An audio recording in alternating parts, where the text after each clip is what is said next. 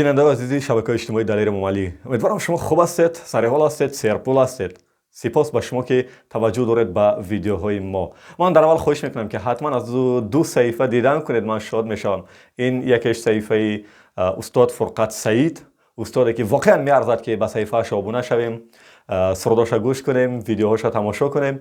Хоҳиш мекунам аз саҳифаи устод Фурқат Саид ҳатман дидан кунед ва саҳифаи дигар, ин саҳифаи Дарин Диёр, ҳамкасби мо Исфандиёр Носиров аст ки бисёр видеоҳои ҷолиб аз ҳаёти деҳот ва видеоҳои таҳрикдиҳанда дорад. Хуб, ёдтон бошад, ман доим хоҳиш мекардам ва пешниҳод мекардам ки журналистикаи шаҳрвандӣ дар мо бояд рушд кунад ва худоро шукр, имрӯз мо дар ин самт пешрафтро мебинем ки мардум аз ободониву проблема баробар дар шабакаҳои иҷтимоӣ мегӯянд. Бисёриҳоят ман хоҳиш мекунам ки ака мо роҳ надорем, об надорем, мактаб надорем, ё як варзишгоҳи нав сохтем, ё як масҷиди нав бунёд кардем, ё як мағозаи нав сохта шуд, ё кадом раиси ҷамоат ноадолатӣ кард, ё кадом раиси ноҳия моро дастгирӣ кард. Ҳар ду проблема ва ҳам пешрафта баробар мегӯянд ки биёед ака гузориш кунед. Ва ман мегӯям ки ман ба танҳоӣ наметавонам ба ҳама ҷо расидагӣ кунам. Доим хоҳиш мекунам ки худатон навор гиред, ба ман бифиристед ва ҷои воқеаро бигед ва ман ина бознашр мекунам барои гӯши масъулин ва гӯши бинандаву шунавандаҳои мо мерасад.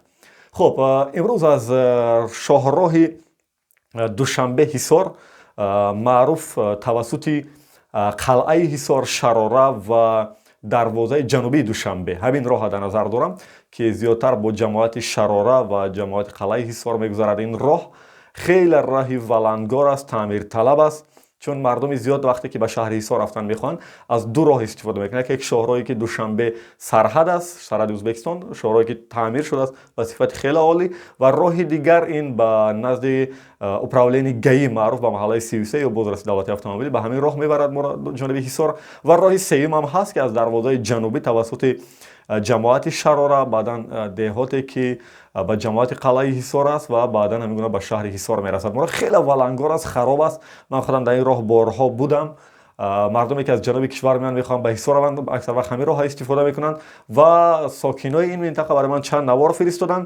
биёед ин наворро ҳамроҳ мебинем ки роҳ дар чӣ ҳолат аст.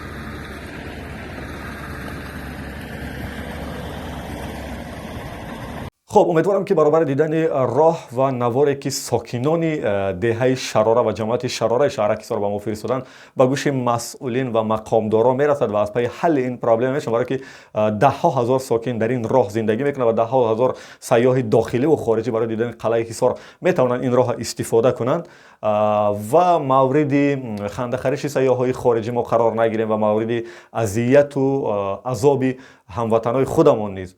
خواهش میکنیم از مسئولین که با حل این پرابلم رسیدگی کنند، چون ساکنای این منطقه این خواهش کردن برای فرستادن و من از دیگر استفاده برنده های صفحه دلیر مومالی در یوتیوب، فیسبوک، اینستاگرام و همه جای دیگر خواهش میکنم که اگر همین گونه پرابلم ها هست شما نیز میتوانید از منطقه تون نوار بگیرید با ما بفرستید و من این ویدیو نوار را در شبکه‌های اجتماعی بازنشر میکنیم و امیدوارم که به گوش مسئولین میرسد.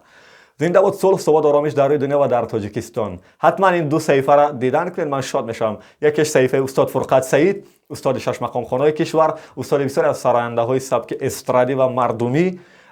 حتما ارزش دارد که صحیفه استاد آبونه شیم، ارزش دارد که ویدیوهاش ببینید، تگمچه عالی پخش کنیم، چون استاد خدمت خودشون برای این ملت کردن. فقط میخوان که صحیفهشون دسترس باشد برای مخلصان صنعت استرادی، مردمی و شش مقام بیرون از کشور نیز.